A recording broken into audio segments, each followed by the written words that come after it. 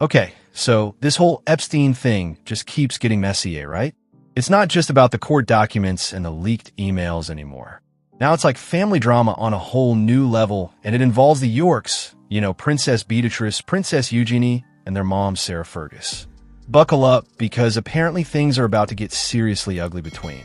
So, the story going around is that Beatrice and Eugenie are like emotionally devastated by everything that's coming out about their parents' connection to Epstein.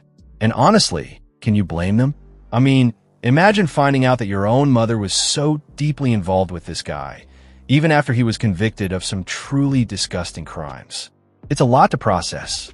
According to some reports in Woman magazine and The Express, the princesses are supposedly planning to cut Sarah Ferguson off for good, like completely sever ties.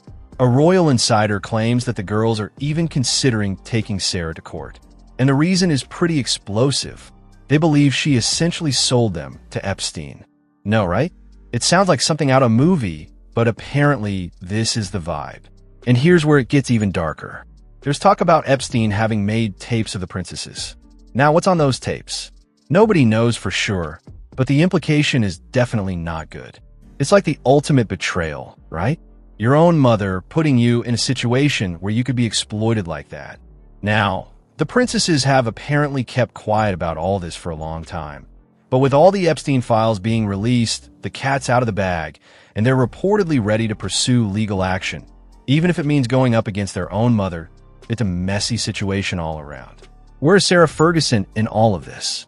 Well, media reports say she's been hiding out at some super expensive wellness clinic, like a $24,000 a day place, ever since the latest batch of Epstein files dropped. Which, let's be real, sounds like a pretty good way to avoid the drama if you can afford it. But it also kind of makes you wonder what she's trying to escape from. I mean, think about it from Beatrice and Eugenie's perspective. They're mentioned hundreds of times in these files because of their mother's connection to Epstein. That's got to be a constant reminder of this whole nightmare. And it's kind of a slap in the face for Sarah, too, because remember how her spokesperson said last year that she'd severed ties with Epstein as soon as she learned about the extent of the allegations. WL, that's clearly not the whole story, is it? Because the files show that she was still flying out to see him in Palm Beach just 5 days after he got out of prison. 5 days. Okay, so the wildest part, she took Beatrice and Eugenie, who were like 20 and 19 at the time back then, with her. How could any mother even consider taking their 9-year-old daughter to meet a guy who just got out of prison? It just doesn't make any sense. Now, why would Sarah do something like that? Why would she willingly take her young daughters to a man who was in jail for taking advantage of women? Well, it's because Sarah wanted to sell her daughters to Epstein for a seat at the table. She had Epstein attend the girl's 18th birthday party. She was pretty much parading him around as the friendly family uncle.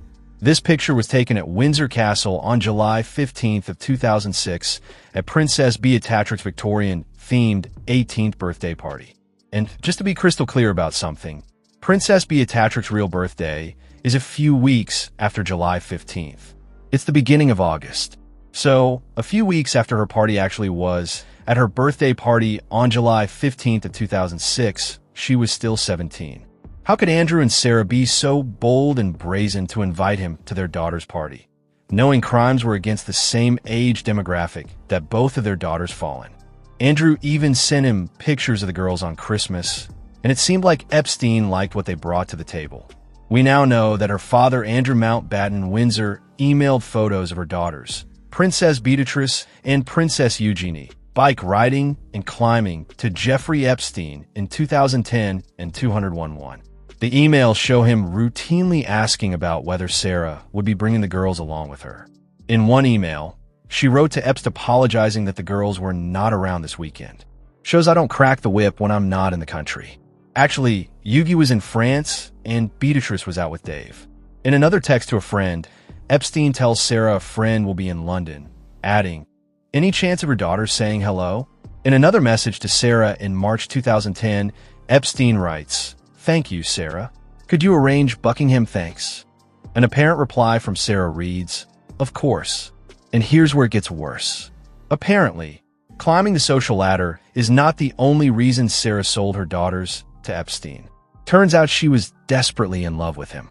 An email from the woman herself to Epstein dated January 30th, 2010 reads, "You are a legend. I really don't have the words to describe my love, gratitude for your generosity and kind. I'm at your service. Just marry me." She would lean on Epstein for everything, even business ventures. Did you know that Sarah Ferguson was introduced to Target by Jeffrey Epstein? Yeah, you know her whole Sarah Ferguson line that Target agreed to carry. That vast a Jeffrey Epstein introduction. Good thing we're already boycotting Target, right? In fact, when Sarah was going through a rough patch financially, she turned to Epstein, of all people, for bankruptcy advice.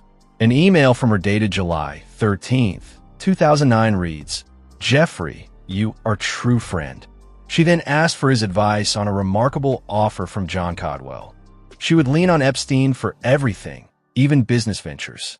Did you know that Sarah Ferguson was introduced to Target by Jeffrey Epstein? Yeah, you know her whole Sarah Ferguson line that Target agreed to carry. That vast a Jeffrey Epstein introduction. Good thing we're already boycotting Target, right?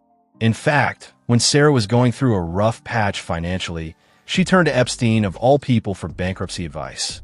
An email from her dated July 13th, 2009 reads, "Jeffrey, you are true friend." She then asked for his advice on a remarkable offer from John Caldwell, the British billionaire founder of the mobile phone shop Phones for You, to clear her mounting debt burden. He has decided he would like to give me $10 million, but for that he wants 50% of my net profits for life. Epstein apparently replies, "Have him put the deal in writing."